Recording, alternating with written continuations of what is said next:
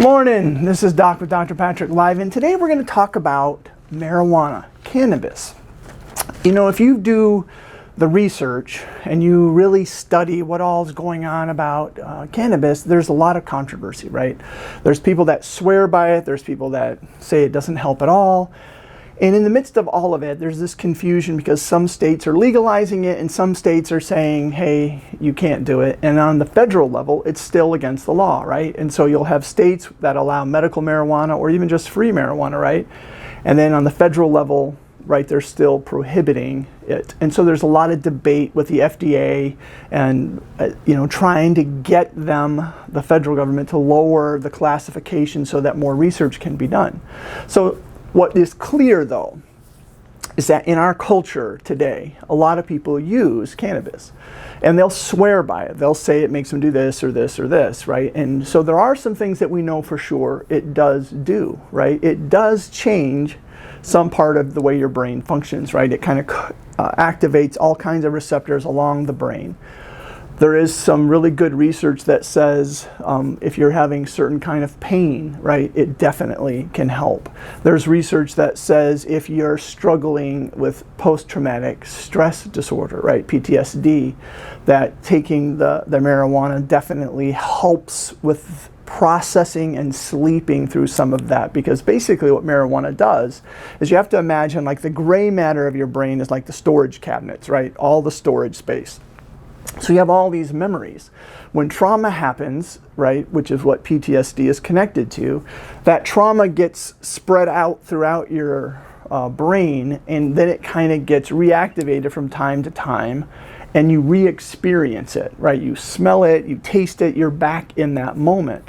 A lot of people, if they have trauma that's happened in their life, even if they've gone through years of therapy, right, when they sleep, they have these terrifying nightmares, right, because they go back in time, and there's a mechanism in your brain where time stands still, and so as you're experiencing the trauma, it seems to last forever, right? And so what marijuana does, or cannabis, is it sort of blocks the cord, the memory cord, from your active brain to the memory storage, right? So this cord, you have to imagine there, and it crimps it. And because it crimps it, it blocks those traumatic memories, so you have peace.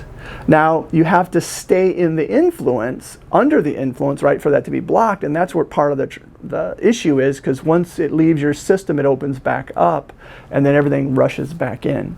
So you have to deal with that, right? But it does work.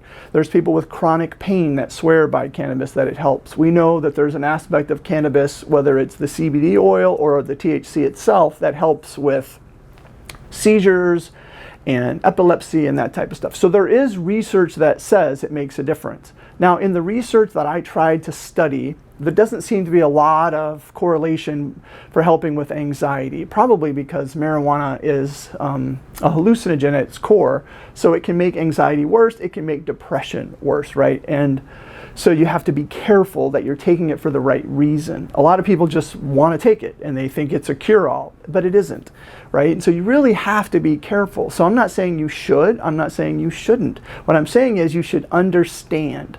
Now, part of the dilemma is we like to understand what we're doing based on how it affects us. So if I think it works for me, then all of a sudden I put a stamp of approval and I say this is what it does. But sometimes taking something changes us in a good way, and it has nothing to do with actually what the substance is, right? Sometimes we get it in our head and we have this placebo effect that just by doing this, I'm going to feel better and life is going to be good. And so we believe it, and because a lot of our issues are in our brain, because we put our brain into that state of saying, look, we believe it has to be, then it is, and it makes us feel better. So there is a purpose, right, and a place for cannabis in our culture and world, and definitely we need more research on it, but you have to be careful. If you're under the age of 25, you especially have to be careful, because the brain is still developing until the age of 25, and the last part of your brain to develop is the prefrontal cortex, right? Which is this part right here, in here, not these cool lines of age, but deep inside the brain, right? That's the highest order executive functioning part of the brain. That's the last part that develops.